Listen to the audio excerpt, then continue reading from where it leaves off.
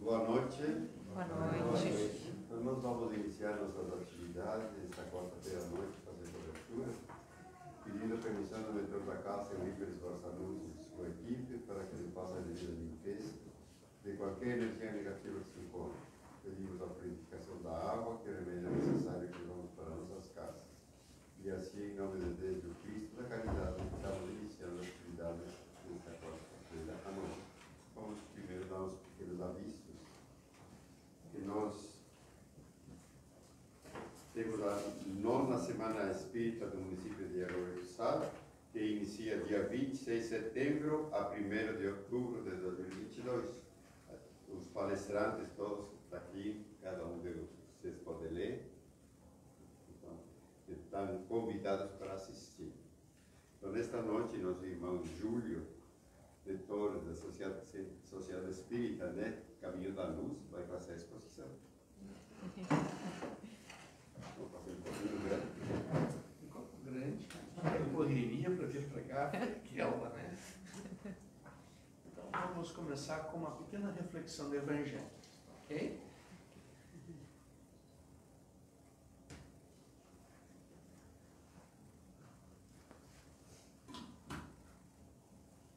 Bem-aventurados os pobres de espírito, capítulo 7. Mistérios escondidos dos sábios e dos prudentes. Então Jesus disse estas palavras: dou-vos glória, meu Pai, Senhor do céu e da terra, por terdes escondido essas coisas aos sábios e aos prudentes, e haverdes revelado aos simples e aos pequenos. Mateus capítulo 11, versículo 25. Então Jesus disse estas palavras: dou-vos glória, meu Pai, Senhor do céu e da terra, por teres escondido essas coisas aos sábios e aos prudentes, e haveres revelado aos simples e aos pequenos. Mateus capítulo 11, versículo 25. Pode parecer singular que Jesus renda graças a Deus por haver revelado essas coisas aos simples e aos pequenos, que são os pobres de espírito, e por havê-las escondido. E por havê-las escondido dos sábios e dos prudentes, mais aptos na aparência a compreendê-las. É que é preciso entender pelos primeiros os humildes, os que se humilham diante de Deus e não se acham superiores a todo mundo. E pelos segundos, os orgulhosos e envaidecidos com a ciência mundana, que se acham prudentes porque negam, tratando Deus de igual para igual, quando não o desaprovam. Na antiguidade, sábio era sinônimo de esperto. É por isso que Deus lhes deixa a busca dos segredos da terra e revela os do céu aos simples e aos humildes que se inclinam diante dele.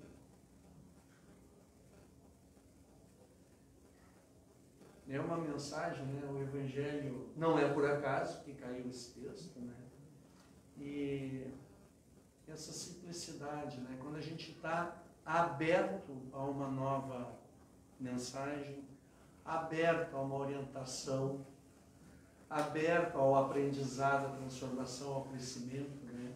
Geralmente os orgulhosos se acham tão grandes, tão superiores ou tão sabidos, que eles cristalizam no seu saber e aí perdem a oportunidade de ampliar o seu conhecimento para além das questões da terra.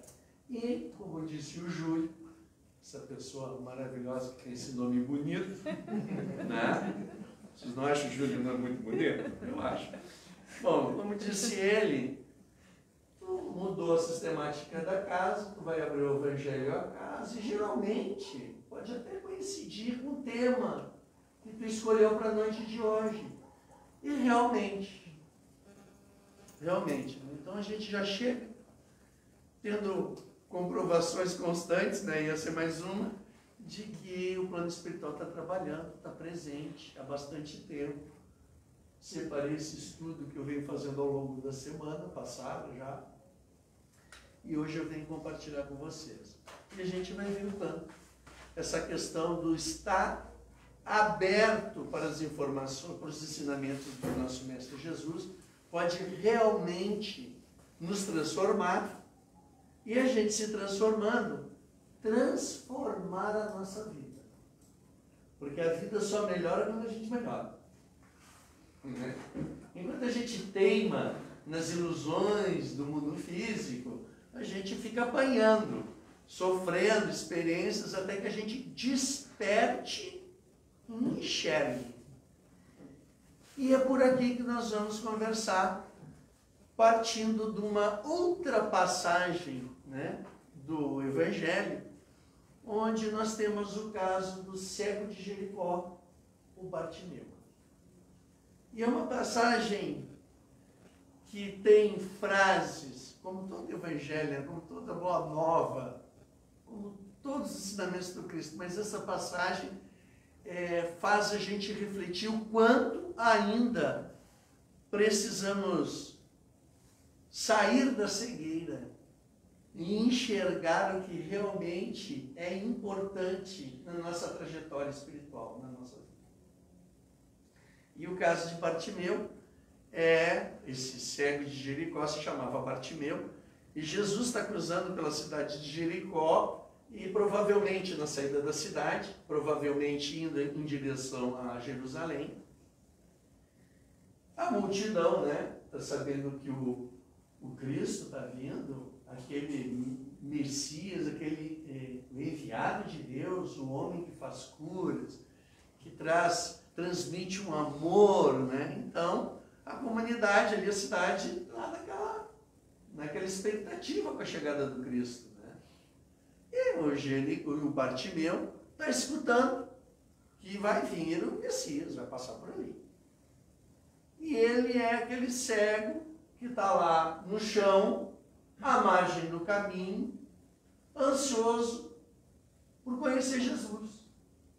E ele começa a ouvir um burburinho do povo se aproximando dele. Então, qual era a cena, É o Cristo cruzando a cidade, os apóstolos acompanhando Jesus e aquela multidão no entorno, Imagina se o Cristo vai passar aqui em Rondinha. Vai juntar toda a cidade, Não sei quantos quarteirões vai ocupar da avenida ali central, mas vai juntar muita gente. Então, o Bartimeu começa a escutar que ele está chegando, ele está passando. E aí ele grita, Vamos ver se eu recordo, ele diz: Filho de Davi, tenha misericórdia de mim. E um cego, à margem do caminho, o que o povo faz? Não dá nem bola para ele, Mas ele não desiste, grita mais alto pela segunda vez. E grita a terceira e fica gritando, Filho de Davi, tenha misericórdia de mim. E o pessoal imagina, Vai chegar ali um Chico Xavier, Agora já está no plano espiritual, vamos botar o Divaldo então, O Divaldo vem vindo ali, e o povo de Rondinha quer escutar o Divaldo, Aí fica alguém lá, atirado, à margem do caminho, sem enxergar, gritando, incomoda. Tipo, para, deixa a gente escutar o Cristo passando aí, E ele insiste. Então o que acontece? Jesus ouve o pedido de Bartimeu. E aí ele vai dizer uma frase,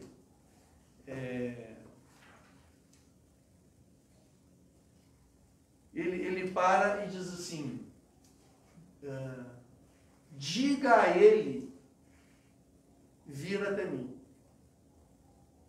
Não, diga a ele que venha até mim. Ele diz para os apóstolos que estão ali com ele. E aí eles vão, então, dizer para o Bartimeu se aproximar. Então, a primeira lição que o Bartimeu deixa para nós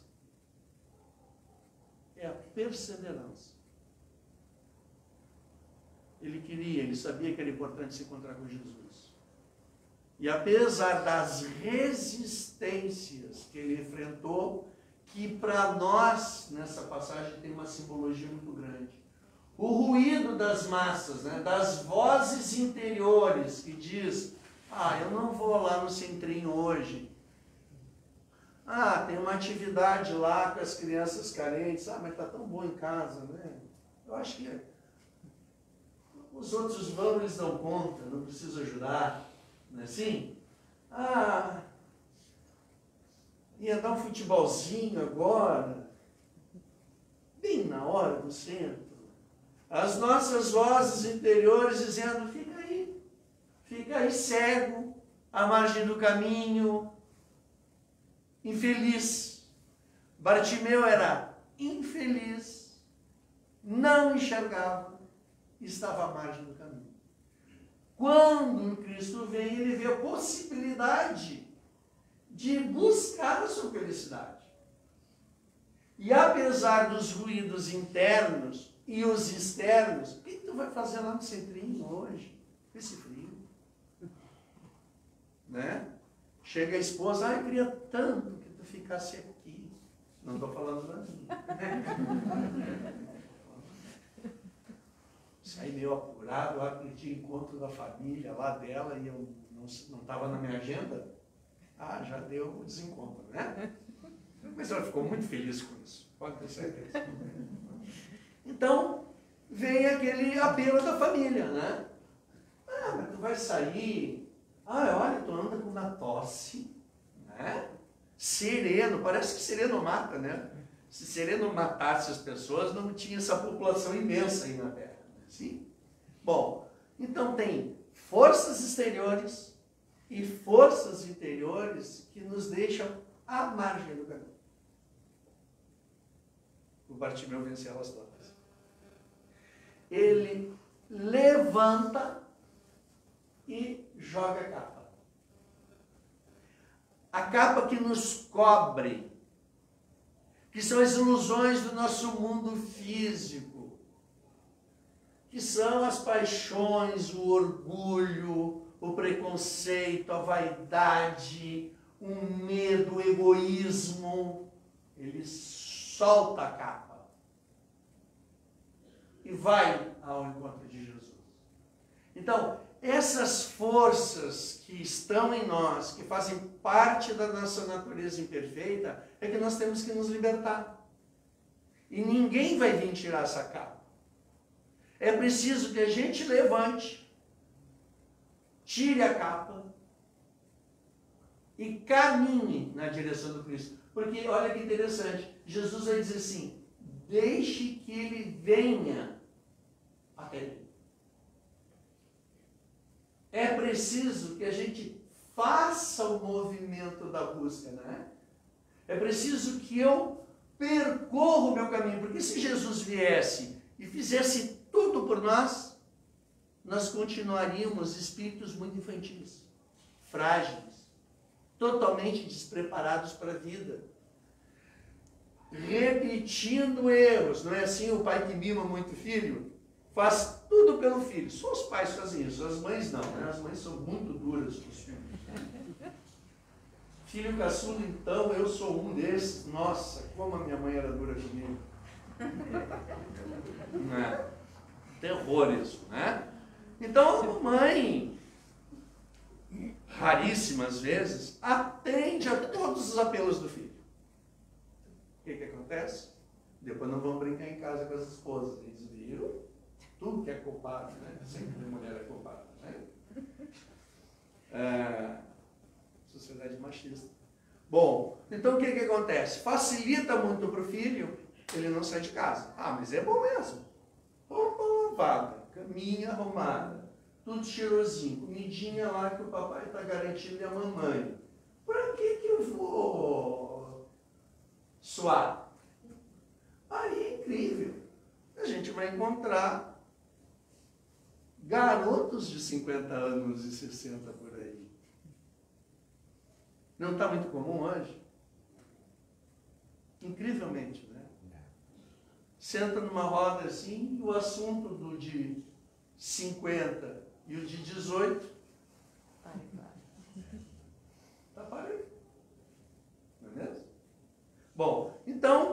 você tem que ir até o Cristo. Buscai e achareis. Tem que buscar. Batei, abrir-se-vos-á.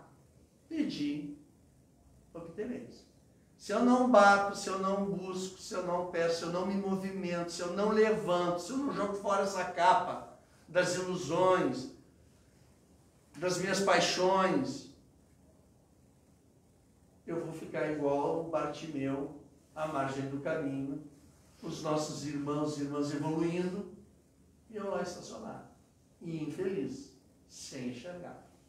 Então, Bartimeu levanta, chega na frente do Cristo, e olha a pergunta de Jesus. E aí, o Arthur Valadares diz isso, já ouvi o Divaldo dizer, e tantos outros irmãos nossos que trabalham na seara espírita. A pergunta de Jesus não é brincadeira. Quando Jesus pergunta uma coisa para a gente, é a pergunta. É a questão da nossa vida. A gente não, né? A gente quer ajudar alguém e começa a fazer pergunta para ver se a pessoa desperta. Mas a gente faz 30 até tentar acertar uma que possa mexer com a pessoa e ela refletir. O Cristo não. Era na primeira. E ele vai dizer para Bartimeu: o que queres que eu faça?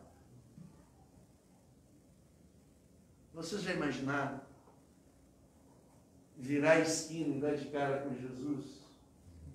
E vamos pegar as nossas preocupações que a gente carrega. O jovem está preocupado será que eu vou dar conta do meu futuro? Será que eu vou ter uma profissão, né? O pai está lá, meu Deus, não pode faltar aqui os recursos para manutenção do lar. Será que o meu filho vai realmente se esforçar e vai estudar? Será que ele vai bem naquele emprego? Será que ele vai conseguir aquela vaga que tanto ele quer? Fica com aquelas preocupações. Aí se já tem neto, multiplica, né? Aí vai multiplicando, né? A gente pensa, eu vou chegar lá pelos 60 e vou ficar tranquilo, né? O cara está com 80 e tem uma carreira de preocupações que só se multiplicaram, porque a família aumentou. Então você está cheio de preocupações com a minha saúde, com aquele dinheiro, com aquele emprego, com a doença do parente, com a minha dor, com a minha vira esquina. Jesus pergunta: o que queres que eu faça?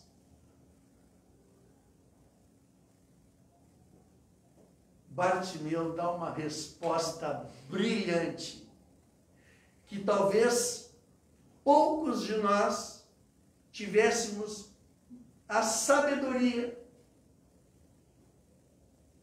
para responder essa pergunta do Cristo. A gente ia ficar assim, quem sabe ele me facilita a conta bancária, ou será que me ajuda a vender aquela minha casa lá, já estava uma mão, né? Entende? Será que eu arrumo um aluguelzinho melhor, já que, né? Ou não tem um remedinho para tirar essa dor? A gente e agora o que eu peço? O que eu quero que eu faça? Será que eu dou uma lista para Jesus? Será que dá? Bartimeu vai responder assim: Senhor, que eu veja. Ele não está aqui pura e simplesmente falando da potencialidade da visão orgânica, física, que é uma máquina extraordinária, né? Capta a luz, codifica isso aqui no cérebro e a gente está vendo. Era outra visão que Bartimeu se referia.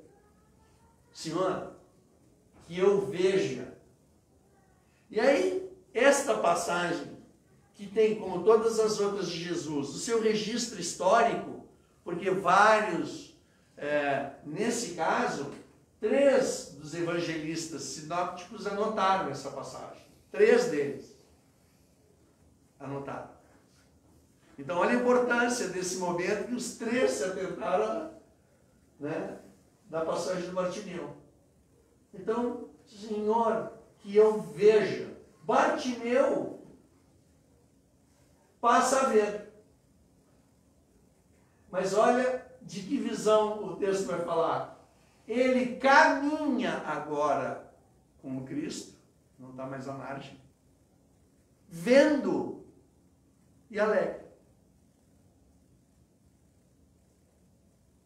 Então, para que nós possamos conquistar as alegrias da alma, que são aquelas riquezas imperecíveis que a traça não come, que a ferrugem não corrói, nós precisamos buscar essa visão do Espírito, das coisas que transcendem as coisas do mundo físico.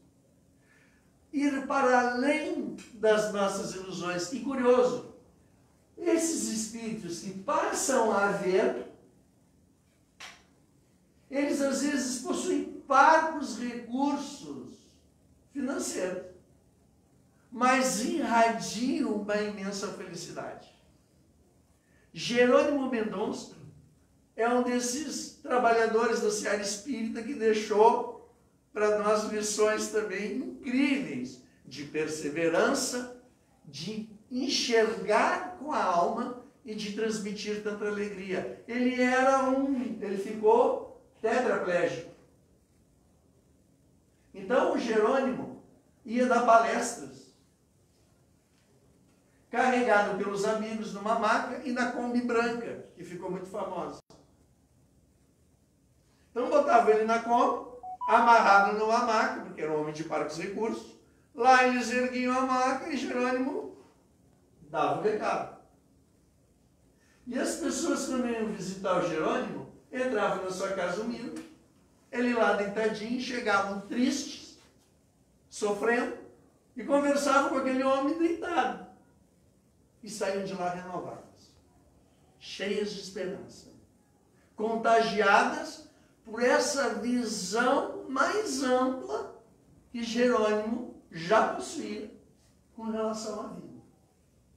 Na questão 257 do Livro dos Espíritos, tem ali um estudo falando sobre as potencialidades da alma. Não me lembro bem o título, me deu um branco agora.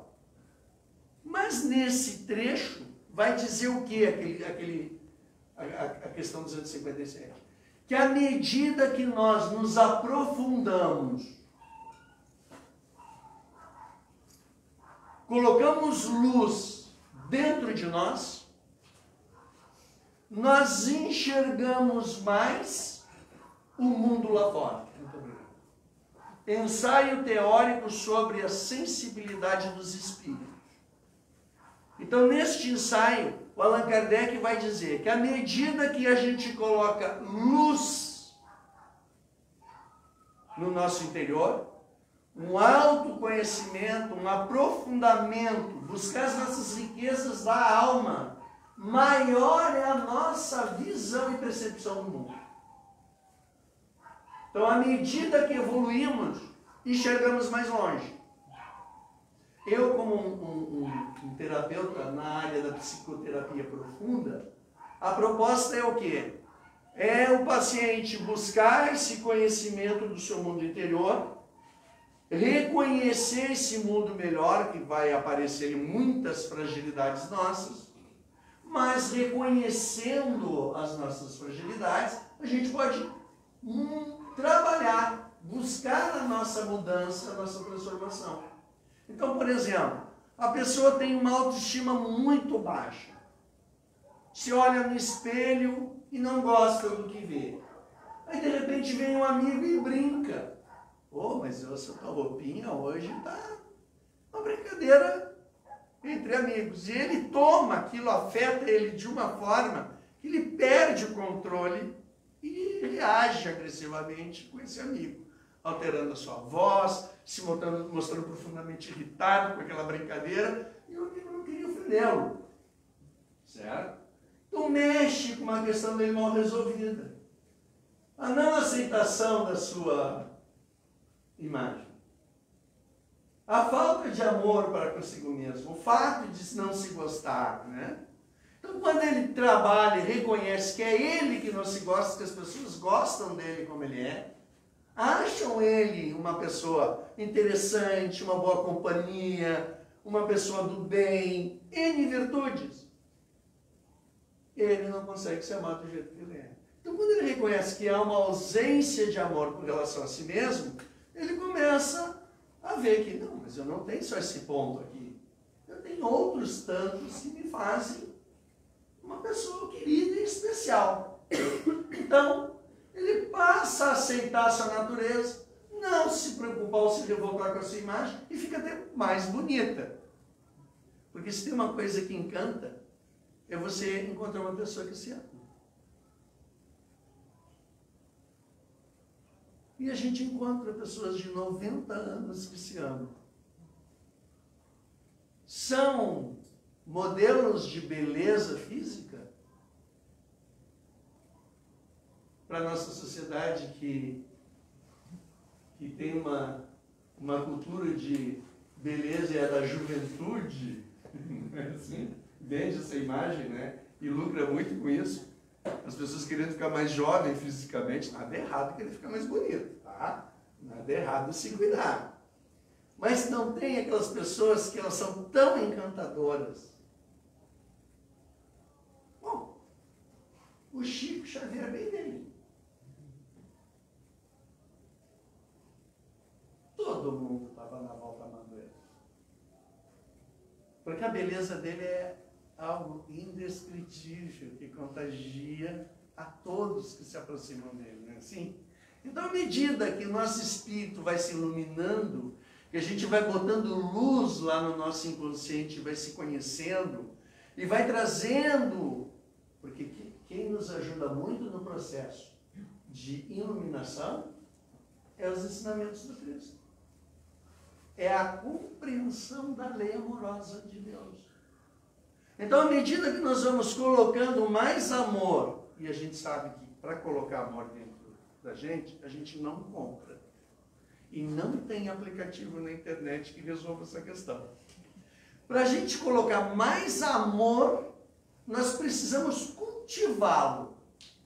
E a prática do bem é a materialização do amor que nós tanto buscamos. O ciumento precisa que você olhe só para ele. Se você desviar o olhar, ele precisa se sentir amado, porque ele não consegue sentir isso sozinho. Você desvia o olhar, conversa com outra pessoa e se revolta. Por quê? Porque como é que eu fico? Eu preciso que tu olhe para mim. Não é mesmo? Então, à medida que ele vai descobrindo esse amor dentro dele, ele já não precisa do reconhecimento do outro. Agora eu estou amando. Né? Tem aquele caso de um discípulo do Buda, que era um jovem muito bonito, e lá tinha aquelas questões de castas, né? na cultura deles, e aquele da casta inferior não pode nem fazer sombra para aquela pessoa que é de uma casta superior. Né? E esse discípulo do Buda era de uma casta superior. E ele chega numa fonte lá para tomar água. E vem uma moça e vai tomar água, ele chega lá, se afasta e pede desculpa, porque ela estava ali na fonte e podia fazer sombra para ele. E ele diz, não, pode tomar água. E ela fica um jovem bonito, de uma casta superior, que não se ofende com a presença dela e que diz para ela que ela tome água, que depois ele vai tomar. Ela fica encantada por ele. Aí ela quer conquistar ele. E ela vai procurar a mãe, que é uma médium, e pede para a mãe fazer algum trabalho para seduzir esse jovem, porque ela precisa casar com ele, senão não vai ser feliz. E a mãe não quer fazer, porque é um discípulo do Buda. É uma pessoa muito voltada no bem. Ela não quer mexer com essas coisas. Mas ela insiste, a mãe vê essa filha sofrer tanto, que ela vai fazer então um trabalho, e esse jovem, então quando está dormindo, aparece um espírito, olha a invocação, né? Está ali a jovem dançando para ele em espírito, e ele está naquele transe, vendo aquela imagem. uma imagem de sedução, querendo envolver aquele jovem através daquele trabalho que a mãe dela vinha fazendo. E o Buda presente. Ele percebe o que está acontecendo. E ele, então, com a sua presença espiritual, afasta aquele trabalho que estava acontecendo e não ocorre nada. E a mãe disse, viu, minha filha, não tem como, é impossível. E essa menina, então, desesperada, procura o próprio Buda para dizer que é apaixonada pelo rapaz que quer casar com ele. Aí ele vai dizer assim, bom, então vamos fazer assim. Tu fica aqui, convivendo conosco, nos ajudando nos nossos trabalhos. E quando chegar a hora, eu vou te dizer que tu já poderá casar com um fulano. E ela então fica convivendo com o Buda. E ali, naquela convivência, naquele trabalho voltado para o desenvolvimento da alma, ela encontrou amor dentro dela. Quando ela chega nesse momento, o Buda se aproxima dela e diz, bom, agora você já pode casar com fulano se você quiser. Diz, não, agora eu não preciso mais casar com ele para amar.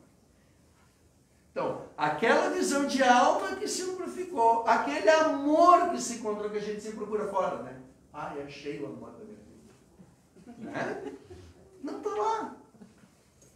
Porque se a gente, para amar, precisasse de uma outra pessoa, não é? Então, quando tu encontra o teu, é o meu. Esse ninguém tira, a traça não come e a ferrugem não corrói. E uma coisa muito interessante desse processo da iluminação interior, você passa a ouvir mais e ver muito mais. E isso é encantador. Você vai ouvir alguém dizer assim, eu gosto muito da fulana, e faz um comentário assim, ela não gosta. Ela não se deu conta, mas ela não gosta. Mas você já está vendo e ouvindo. Outra coisa extraordinária, à medida que você amplifica esse ver e esse perceber, melhora tudo em você. E é tão incrível isso que o Chico Xavier, quando saía para fazer os trabalhos nas comunidades carentes, na caravana, que ele ia lá fazer o evangelho dentro de cada casa, ele chegava naquelas vilas que ele percorria lá há anos, e você sabe como é que é as famílias, né? Começa um casal com um filho, daqui a pouco tem 4, daqui a pouco tem 5, fica todo mundo naquela casa, daqui a pouco já tem neto, daqui a pouco tem um mundaréu de gente naquela vila quando o Chico começou, ele era pequenininho. Só que o Chico Xavier entrava na vila e sabia o nome de todos. Do avô, os netos, não escapava nada. As pessoas perguntavam, Chico, como é que tu tem essa memória toda? Ele diz assim, quem ama, não esquece. Ele está falando desse amor que nos transforma e nos faz ver e perceber muito mais. A gente pega o Evangelho. Nosso amor pode ser pequeno, mas já é nosso, né? Aí você lê o Evangelho desde os 12 anos. Cai nos mesmos trechos, porque o Evangelho não está aumentando o tamanho, está aqui, é o mesmo. Mas ele está sempre me trazendo uma coisa nova. O Evangelho mudou? Não. A capacidade de ver da gente vai se amplificando. Cada um a seu tempo e na sua velocidade, né? Então a minha, lentamente, está acontecendo isso, mas eu caio naquele trecho e enxergo algo mais. Como na passagem do Bartimeu. Antes, quando garoto, para mim o extraordinário é que ele estava enxergando com os olhos do corpo. Hoje, eu já desejo enxergar com os olhos da alma. Estar no caminho com Cristo e não à margem. Me libertar dessa capa que me cega, que me atrasa, que me deixa lá infeliz e triste.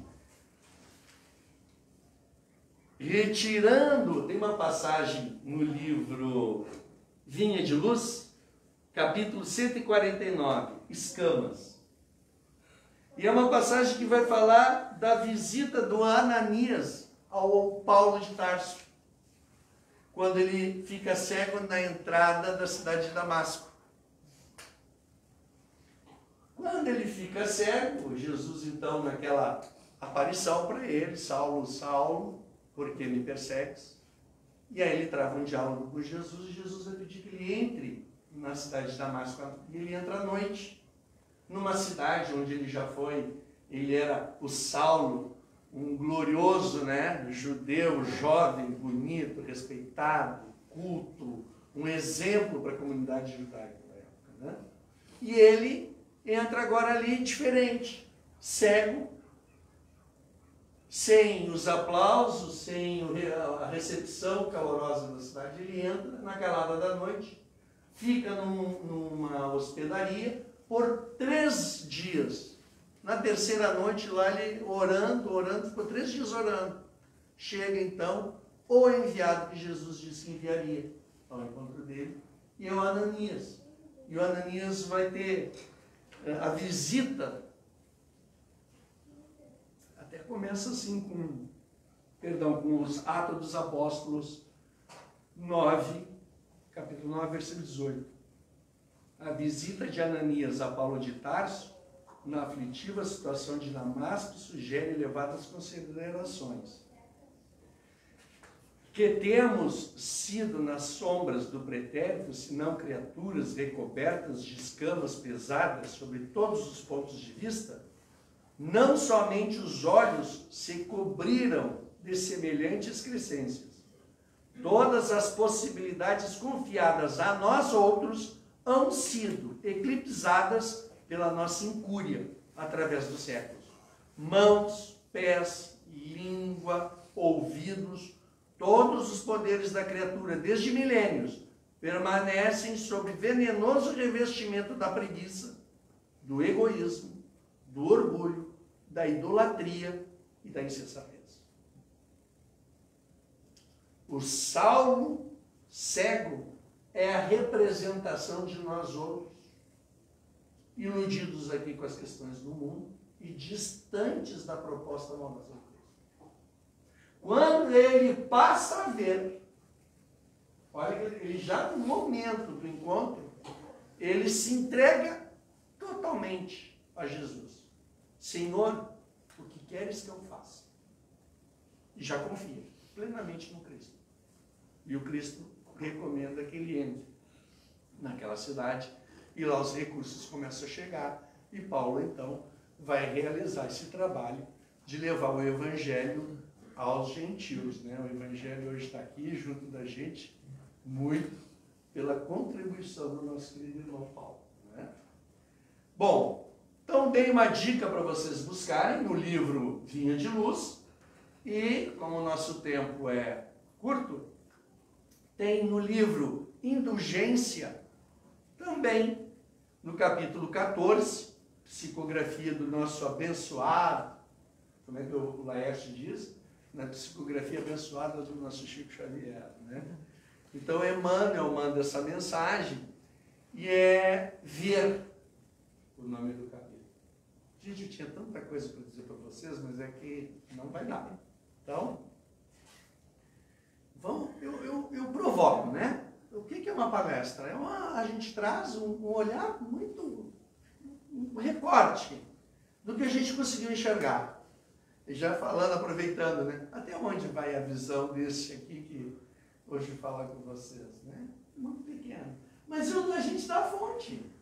E com certeza lá nós vamos conseguirmos ampliar a nossa visão, né?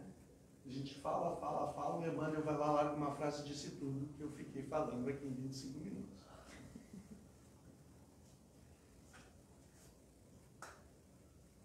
Mas eles são tão amorosos, tão queridos. Os emissários do Senhor se fazem tão presentes que é uma alegria e nos conforta saber que a gente não está sozinho para todos os embates da vida. E que eles são muito necessários para todos nós. A dor bate, vem as lágrimas, né? Vem um certo receio, parece que a gente não vai dar conta. Mas quando a gente lembra que tudo conspira na lei divina para o nosso bem, a gente levanta. Essa é uma das maiores, talvez, efeitos da doutrina dos Espíritos sobre a nossa vida. Essa fé alicerçada na razão, que faz com que a gente enfrente todos os desafios. Com que pensamento fundamental, que é perseverar na luta e no bem. Que quando a gente aprender o que aquela lição está querendo nos dizer, a gente vai enxergar mais além. O apreender com o desafio que a vida está me trazendo é fazer com que eu suba nessa escalada espiritual, nessa escalada evolutiva. Então não há como aprender à margem do caminho como Bartimeu se encontrava. É preciso que a gente levante e enfrente, com alegria, enxergando com os olhos da alma, do Espírito. Então, está difícil, está aqui não, mas não estamos sozinhos. Né? E a gente levanta todo dia, vamos em frente, pelo caminho do bem. Que daqui a pouco vem o momento da colheita, aí a gente aproveita. Chegou a fase boa, vamos aproveitar. Daqui a pouco vem outra dura, porque a gente ainda precisa, e muito. Né? Mas à medida que se fortalece, o que aos olhos dos conhecidos parece uma cruz imensa que aquela pessoa carrega, para ela, com Cristo, fica mais leve. E a gente fica impressionado, como é que enfrenta tudo aquilo? Enfrenta com alegria. O Paulo chegava a dizer, regozijai-vos na dor. Porque essa dor é para o nosso próprio bem, senão não ia acontecer na nossa vida neste momento. E uma outra coisa maravilhosa, né, da lei, ela sempre vem atendendo a nossa necessidade. Então a prova nunca é maior do que a nossa capacidade de enfrentar e vencer.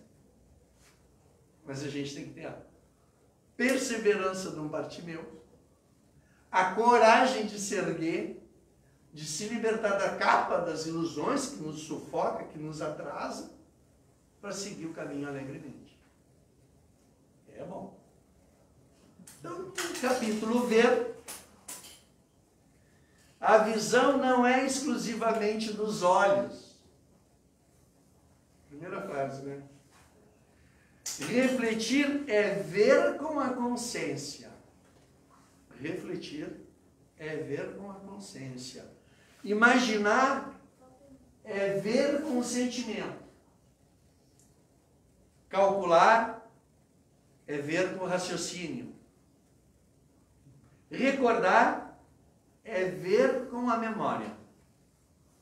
Por isso mesmo, a visão é propriedade vasta e complexa do espírito que se amplia e se enriquece constantemente à medida que poderes e emoções se nos desenvolvem e aperfeiçoam. Poderes e emoções se nos desenvolvem e aperfeiçoam. O poder da fala, o poder da paciência, da escuta, né? O poder da ação dos braços, do movimento para o bem. Caminhar na direção do Cristo é usar os nossos recursos na construção do mundo melhor e na nossa transformação em seres melhores. Primeiro por nós, por consequência, o resto, né? Constrói o reino de Deus no teu coração e o resto te será dado por acréscimo, porque é uma consequência natural. O dado não é um presente, mas é o resultado da transformação que se deu primeiro, né? Se deu dentro de nós. Então, chegue lá.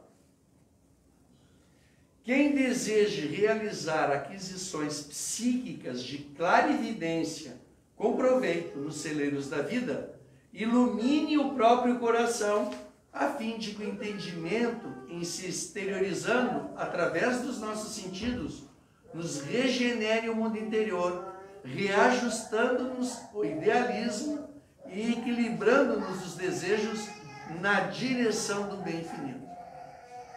Então, nos regenere o mundo interior. Então tem que fazer o trabalho dentro.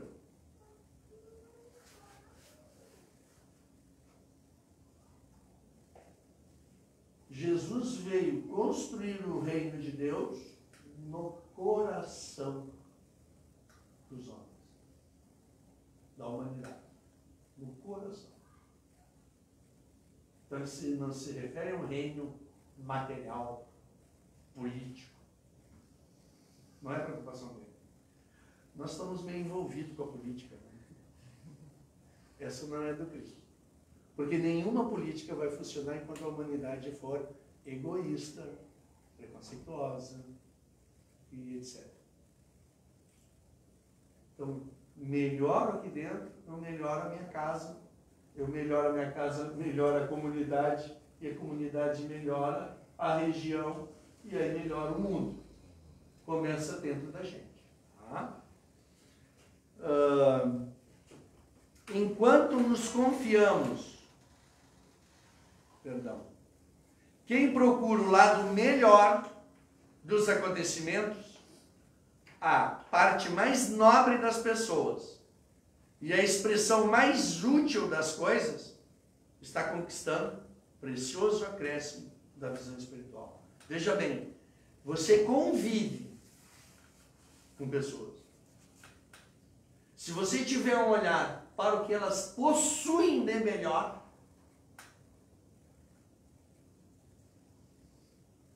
nós vamos estar conquistando acréscimos da visão espiritual. Mas o que a gente faz? Ah, mas só me incomoda. Ah, mas é tão egoísta. Ah, só faz o que não deve lá na prefeitura. Ah, não. Não te preocupa com a fraqueza do teu irmão, te preocupa com a tua. Não é o Cristo que nos dá essa dica? Por que tu te preocupas com um argueiro no olho do teu irmão, se tens uma trave no vosso? Então, enquanto eu estiver falando da fragilidade do outro, do erro do outro, meu acréscimo de visão espiritual vai estar. Diz que tinha uma mulher que ela olhava para tudo, todo mundo só elogiava. Mas não escapava ninguém na comunidade. Aquela pessoa que tu não gostava, que a comunidade falava mal, todo mundo falava horrores. Ela enxergava uma grande. Aí um dia o cara disse assim, vou pegar ela. Aconteceu uma coisinha lá com ele. Ah, mas esse diabo, minha irmã. Ela olhou, meu filho, se a gente fosse tão persistente que nem o diabo, o mundo estava melhor.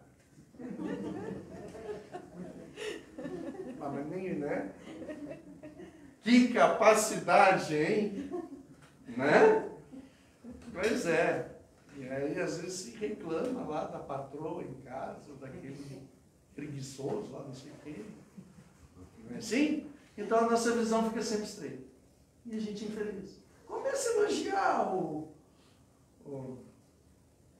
não dá para usar aqui a expressão catarinense, né? Mas aquela figura lá, parece tão atirada, não faz mais nada, né? E a gente fica olhando e criticando. Começa a elogiar essa pessoa todo dia. Ah, vai ficar desconfiado, obviamente, né? Ninguém é bobo, né? Mas tu persiste. Uma semana já vai começar a melhorar a postura. Na segunda, ele já vai oferecer um jantarzinho. No fim do mês, vocês vão me procurar lá e vocês vão dizer assim, está uma maravilha na casa. Estamos de lua de mel. Porque é assim que funciona. E a gente, sem a visão para o bom, para o bem, para o belo, que é coisas que o Espírito iluminado sempre busca, estraga a nossa jornada.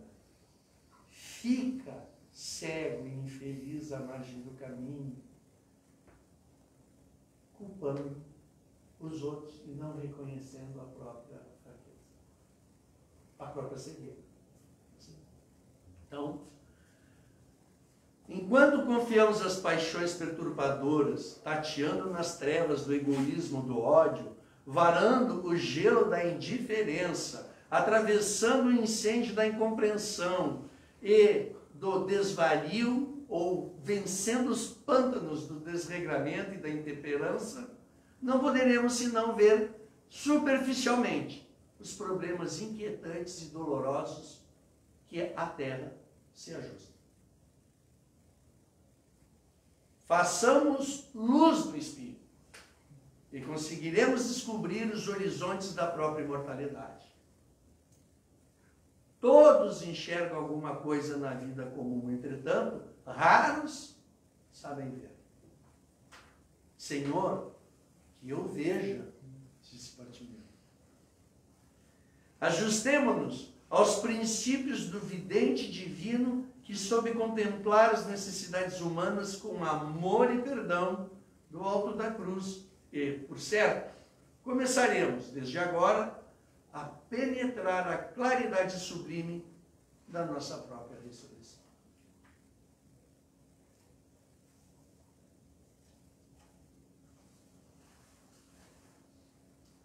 Antes, Bartimeu era um cego pedinte à margem do caminho. Agora, era um homem que passa a ver.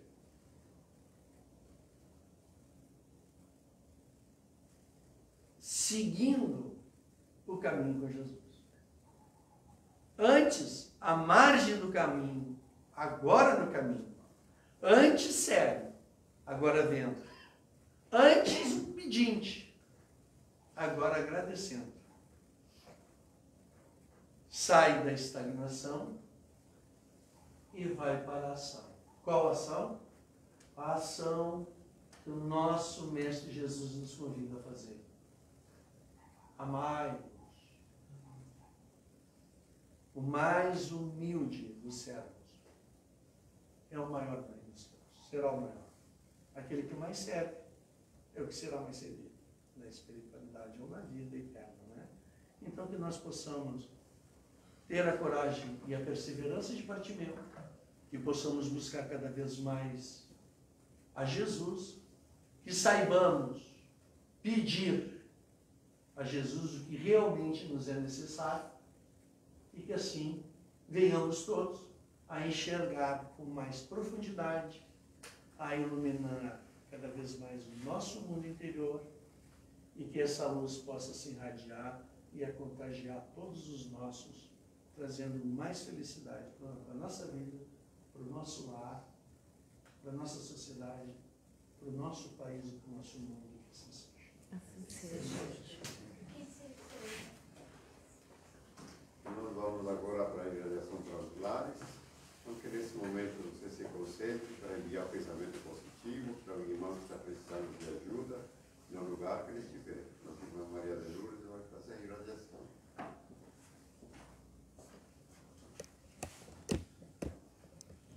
Então, depois dessa lembrança do Evangelho que nós irmãos todos, tão importante na nossa vida, vamos cada um de nós nos reportar à nossa casa, ao nosso lar, ou à casa de alguém que está precisando de ajuda, que quisermos mentalizar. Alguém da nossa família, um amigo, um conhecido, alguém que está no hospital, alguém que está sofrendo, ou alguém que está muito feliz, que continue feliz.